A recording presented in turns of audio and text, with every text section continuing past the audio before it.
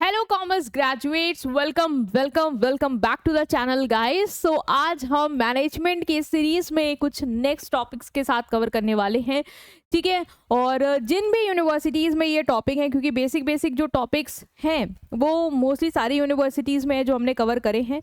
ये जो यूनिट है वो भी ऑलमोस्ट हर यूनिवर्सिटी में पूछी जाती है, तो बहुत इंपॉर्टेंट है। प्लीज़ ध्यान से सुनना। हम कोऑर्डिनेशन की बात करेंगे, देख लेना होगा ही होगा। Coordination, meaning, important, characteristic, types, techniques और क्या रुकावटें हैं जो कोऑर्डिनेशन को डिस्टर्ब करती हैं, तो ये सब हम डिस्कस करेंगे। बट यू नो व्हाट कि एक प्रॉब्लम होती है हमें स्टूडेंट्स को, वो पता है क्या होती है कि हम चाहते हैं ना कि एक जगह ही हमें सारे नोट्स मिल जाएं, ठीक है। सिर्फ नोट्स ही नहीं, उसके साथ मेमोरी ट्रिक्स भी मिल जाएं जिससे हम उसको अच्छे से याद कर पाएं, रिकॉल कर पाएं। इवन प्रीवियस ईयर क्या पूछा गया था मेरी यूनिवर्सिटीज़ में, क्या पैटर्न है, कौन से सबसे ज़्यादा क्वेश्चंस पूछे जा सकते हैं, वो मिल जाए। एग्जामिनर कॉपी चेक करने के समय क्या देखता है, हमें लास्ट डे क्या देख के जाना चाहिए, ये सारी चीज़ अगर हमें एक जगह मिल जाए तो क्या बात हो जाए, हमारी प्रैक्टिस में चार चांद लग जाएंगे, है ना। तो इसीलिए हम आपके लिए प्रीमियम नोट्स लेके आए हैं, ठीक है, जिसका वेबसाइट का लिंक हम आपको डिस्क्रिप्शन में प्रोवाइड करेंगे और आप वहां से जाके इनको ले सकते हो।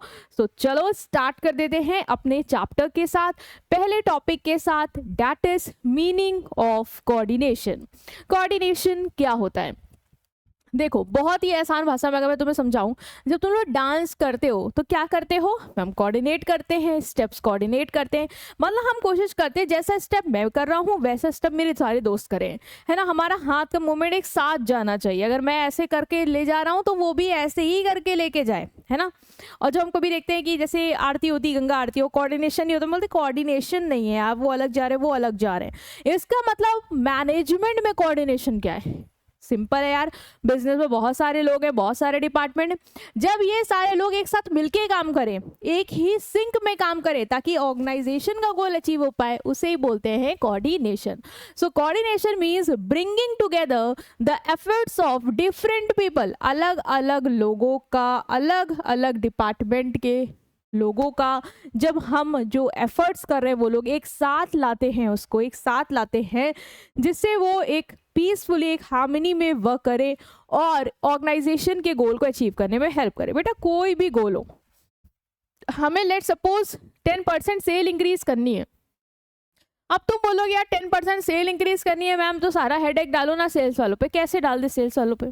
10% सेल इंक्रीज करने के लिए भाई हमें प्रोडक्शन से उतना बनवाना भी तो पड़ेगा कि सेल में भाई प्रोडक्ट ज़्यादा होगा तभी तो 10% एक्स्ट्रा जाके हम उसको बेचेंगे, ठीक है। तो हमें सेल इंक्रीज करनी है, इसका मतलब प्रोडक्ट भी अवेलेबल होना चाहिए और ज़्यादा भी हो, ताकि हम अगर सेल्स का टारगेट और जितना हम कर रहे हैं 100% 110 लेके जाना चाह रहे हैं तो ऑफकोर्स प्रोडक्ट और बिकेंगे। तो उसके लिए परचेज डिपार्टमेंट को मटेरियल भी लाके देना होगा, प्रोडक्शन को उसी हिसाब से बनाना होगा, सेल्स को बताना पड़ेगा, सेल्स को साथ साथ मार्केटिंग के साथ कोऑर्डिनेट करना पड़ेगा। मतलब इन सबको मिलके एक साथ अपने एफर्ट्स को करना होगा ताकि ऑर्गेनाइजेशन का जो गोल है, अल्टीमेटली ये गोल क्या है, अचीव हो जाए। तो ये समझे तो उनकी कोऑर्डिनेशन क्या है। अब आते हैं फीचर्स पे। अब सिंपल है, अब एक बार मीनिंग क्लियर होगी, सारी चीजें बहुत ही आसानी से बनेंगी। कॉन्टिन्यूस प्रोसेस है, तुम्हें भी पता है कोऑर्डिनेशन ऐसा नहीं है कि एक बार मैनेजमेंट में तुम बस कोऑर्डिनेशन लाए एक प्रोजेक्ट को करने के लिए और खत्म। अरे भाई, ऑर्गेनाइजेशन जब तक चलेगी गोल्स आएंगे, और जब तक गोल्स होंगे तब तक सबको साथ ही मिलकर काम करना है, अलग अलग लड़ना नहीं है, भागना नहीं है, ठीक। दूसरा परवेसिव फंक्शन है, चाहे मिडिल हो, लोअर हो, टॉप हो, सब लोगों को आपस में कोऑर्डिनेट करना पड़ता है, एक साथ काम करना पड़ता है। इंटीग्रेटेड ग्रुप एफर्ट, ये जो अलग अलग इंडिविजुअल डिपार्टमेंट के एफर्ट्स हैं, हमने देखा भी, उनको कंबाइन करता है, एक साथ लाता है, ब्रिंग टुगेदर, वाई, ताकि गोल अचीव हो जाए। तो इंटीग्रेट करेगा, आपस में मिलाएगा।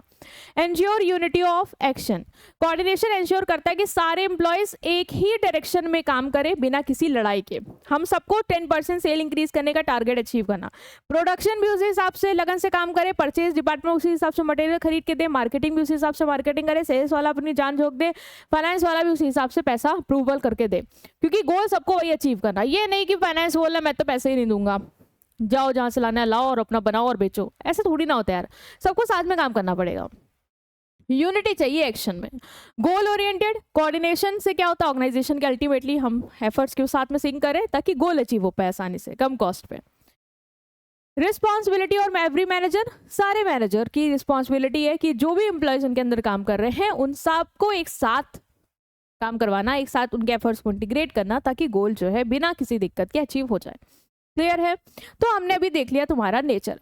अब आते हैं हम इम्पोर्टेंस ऑफ कोऑर्डिनेशन पे कि क्या इम्पोर्टेंस है कोऑर्डिनेशन की। तो बेटा जी सबसे पहली फायदा है कि ऑर्गेनाइजेशन के गोल अचीव हो जाते हैं। बहुत ही अच्छी बात है भाई, सब लोग साथ मिलके काम करेंगे तो जो भी गोल है, जो भी ऑब्जेक्टिव है वो अचीव हो जाएगा। टीम वर्क देखने को मिलेगी कि नहीं दिखे मिलेगी, सब आपस में काम कर रहे हैं, कोऑपरेट कर रहे हैं, सब में एक भाईचारा होगा, सब एक साथ मिलके काम करेंगे, प्रोडक्शन मार्केटिंग सारे डिपार्टमेंट एक साथ मिलके काम करेगा, so team work will be there. Conflict नहीं होगा जब साथ मिलके कर रहे हो, तो लड़ाई झगड़ा किस बात का। मिसअंडरस्टैंडिंग भी है तो साथ में है ना, सब लोग बातचीत करके सॉल्व कर लेंगे, तो बढ़िया से आपका काम चलने वाला है।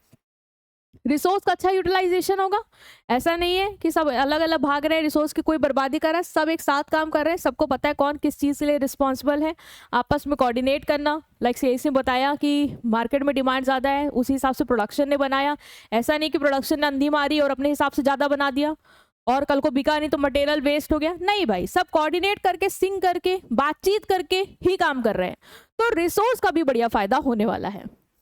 Increase efficiency and productivity, coordination अच्छा होता है तो काम में प्रोडक्टिविटी बढ़ती है। ऑर्गेनाइजेशन की जो क्षमता है ना काम करने की, कैपेसिटी, वो बढ़िया हो जाती है। तुम खुद सोचो, तुम्हारे घर में, खानदान में जब दादा दादी बुआ चाची ये सब कोऑर्डिनेट करती हैं, जो कि बहुत ही मुश्किल है, बट जब ये कोऑर्डिनेट करते हैं तो तुम देखते ना कि बड़ा स्मूथली काम हो जाता है बिना लड़ाई झगड़े के। और सोचो अगर यही सब अलग अलग भागे तो तुम्हें भी पता है कितना कलेश होता है।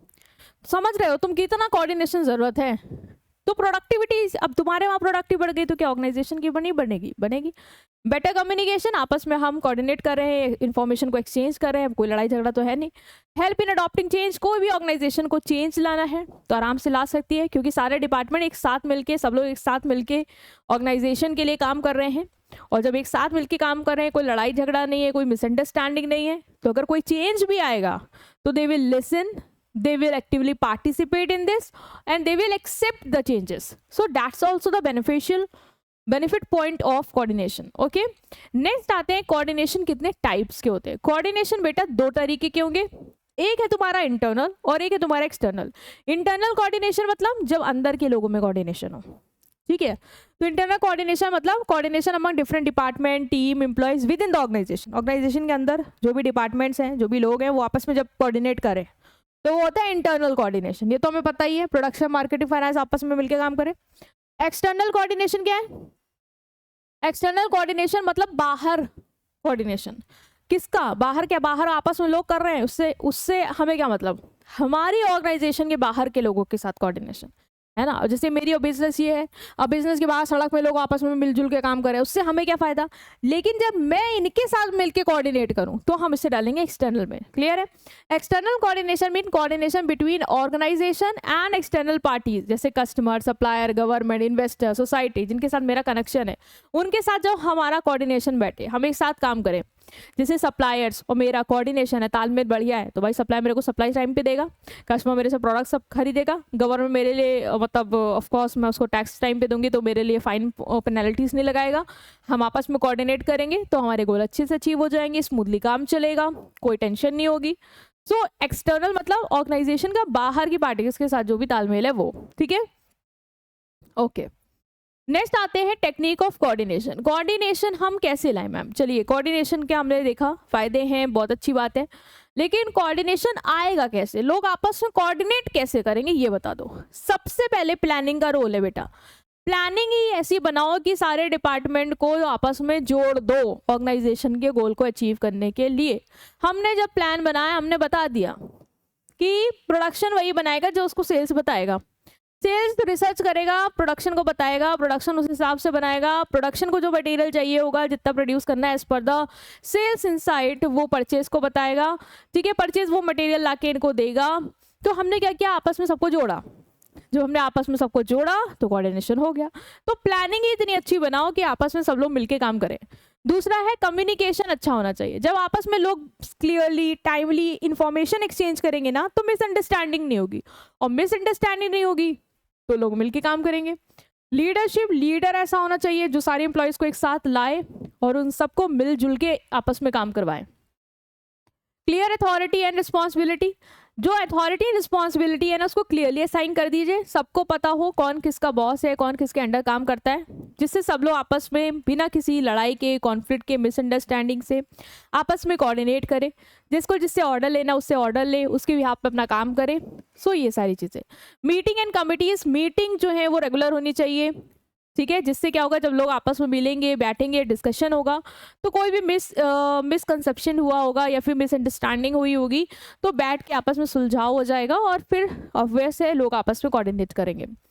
प्रॉपर सुपरविजन, सुपरविजन जो है वो अच्छा होना चाहिए। मैनेजर कंटिन्यूसली देखता रहे एम्प्लॉयज़ को कि वो सब लोग क्या प्लान के हिसाब से काम कर रहे हैं, कि आपस में जुड़ रहे हैं, आपस में कोऑर्डिनेट कर रहे हैं, नहीं कर रहे तो of course they will motivate them कि भाई कोऑर्डिनेट करना है और एक साथ काम करना है, ठीक है। तो इस तरीके से आप कोऑर्डिनेशन ला सकते हैं। Last is barriers to coordination.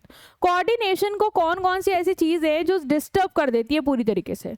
देखो, सबसे पहले तो अगर बातचीत अच्छी नहीं हुई, तुम्हारे खानदान वालों का भी आपस में कोऑर्डिनेशन क्यों नहीं है यार, बातचीत नहीं सही है, बात ही नहीं करना चाहते हैं, यही होता है ना, वो मुंह फुला के बैठे, उनको बात ही नहीं करनी है हमारी मम्मी से, तो हम बोलते हैं बाहर बजाओ, कोऑर्डिनेट ही नहीं करना, उनके साथ नहीं बुलाएंगे उनको, ऐसा होता है ना। तो अगर क्लियर और समय पे कम्युनिकेशन नहीं होगा ना तो मिसअंडरस्टैंडिंग होगी, वो दुनिया बढ़ेंगी और फिर कोऑर्डिनेशन नहीं हो पाएगा। डिपार्टमेंट के कॉन्फ्लिक्ट, बहुत सारे डिपार्टमेंट जो है वो अपनी गोल्स, अपनी प्रायोरिटीज़ को ऊपर रखते हैं। प्रोडक्शन वाला बोलता है मेरे को प्रोडक्शन से मतलब है, सेल्स से क्या मतलब है, सेल्स वाला क्यों बता रहा है मुझे क्या करना है, मैं अपने हिसाब से एस्टिमेट करूंगा, मेरे वर्कर कितने उस हिसाब से प्रोड्यूस कर लूंगा। तो ये गलत है यार, आपस में कोऑर्डिनेट करके ही अच्छे से गोल अचीव हो सकता है, फिर वेस्टेज भी तो नहीं होगी, ये भी तो समझो। तो डिपार्टमेंट वाले ना कभी कभी अपने आप के ही डिपार्टमेंट में घुसे रहना चाहते हैं, they consider there goal important है, दे वांट टू डिस्कस। सो इस वजह से भी डिफिकल्टी आती है कोऑर्डिनेशन में। लैक ऑफ कॉपरेशन, एम्प्लॉयज़ अगर आपस में विलिंग नहीं है कि हमें एक दूसरे के साथ मिलकर काम करना है तो आप कुछ नहीं उखाड़ सकते, कोऑर्डिनेशन नहीं आ पाएगा। अनक्लियर अथॉरिटी रिस्पॉन्सिबिलिटी, अगर किसी को अपनी ड्यूटीज़ ही नहीं क्लियर है, जिम्मेदारियाँ ही नहीं क्लियर है तो सब लोग एक दूसरे का ही काम रिपीट मोड में कर देंगे, मैंने भी वो कर दिया, तुमने भी वो कर दिया, क्यों, क्योंकि मुझे पता ही नहीं था कि तुम्हें वो करना, मुझे वो करना था। तो ये कन्फ्यूजन की वजह से भी कोऑर्डिनेशन नहीं आएगा। रेसिस्टेंस टू चेंज, एम्प्लॉय नई पॉलिसी, टेक्नोलॉजी ये सब रेसिस्ट करते हैं, जिससे भी कोऑर्डिनेशन में दिक्कत आती है। आधे लोग कह रहे हैं ठीक है, आधे लोग कह रहे हैं नहीं, अब जो कह रहे हैं नहीं वो तो उनके साथ मिलके काम ही नहीं करेंगे, तो कोऑर्डिनेशन चला गया मेरा। इनइफेक्टिव लीडरशिप, लीडर अगर अच्छा नहीं है, प्रॉपरली गाइड नहीं कर पाता, एम्प्लॉयज़ को यूनाइट ही नहीं कर पाता, तो भी कोऑर्डिनेशन नहीं आ पाएगा। तो ये थी आपकी बैरियर्स टू कोऑर्डिनेशन। तो हमने इसमें ना कोऑर्डिनेशन का चैप्टर देखा, बहुत इंटरेस्टिंग था।